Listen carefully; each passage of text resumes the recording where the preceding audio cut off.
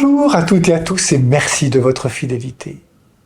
Ne devrais-tu pas, à ton tour, avoir pitié de ton compagnon, comme moi-même j'avais eu pitié de toi? Vous reconnaissez la parole du roi de la parabole de ce jour. Ne devais-tu pas? Voilà la clé de la parabole.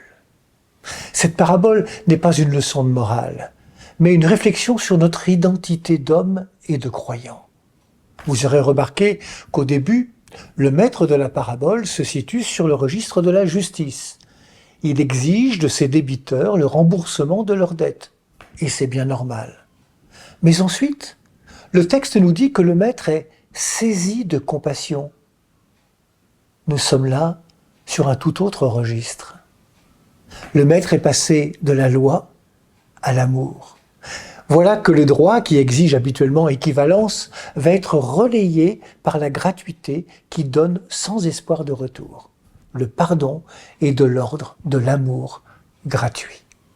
Dieu n'est pas un juge, mais un père.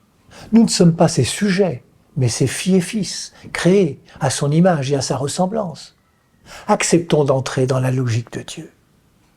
Accepter un Dieu miséricordieux, c'est renoncer aux fausses images d'un coupable qui agit en fonction du mérite, d'un gendarme qui récompense et punit, d'un Dieu qui nierait le mal. L'Évangile invite à aimer jusqu'au pardon. Pardonner reste et restera une démarche difficile qui exige du temps. Pardonner, cela ne veut pas dire que ce qui a été commis n'est pas grave ou encore que cela n'a pas d'importance. Pardonner, cela signifie que l'on se refuse à enfermer une personne dans un seul acte de sa vie. Le pécheur vaut plus que ses actes parce qu'il est créé à l'image et à la ressemblance de Dieu. Le péché blesse la charité. Il crée toujours un désordre qui altère la relation de l'homme avec Dieu, de l'homme avec ses frères et sœurs. Dans l'amour et le pardon, nous sommes toujours trois. Dieu, mon frère, ma sœur et moi. Le pardon, c'est toujours un nouveau commencement. Oui, le pardon est un acte créateur. Il redonne vie. Il nous offre la possibilité de rester dans la communauté humaine. Ne sommes-nous pas d'abord des êtres aimés de Dieu? Le dominicain Christian Ducoq a écrit de très belles pages dans son petit livre « Jésus, homme libre ». En voici un extrait. Le pardon est un acte risqué.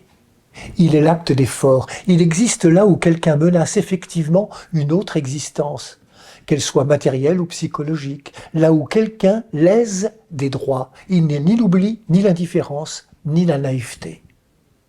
Celui qui pardonne ne se laisse pas dominer par le mal sécrété par l'adversaire. Il crée une autre relation. Celle-ci est un appel pour que le mal n'ait pas le dernier mot. Oui, nous le croyons. Si le Christ a connu la mort, puis la vie, c'est pour devenir le Seigneur et des morts et des vivants. N'oublions pas, le pardon fait grandir celui qui pardonne.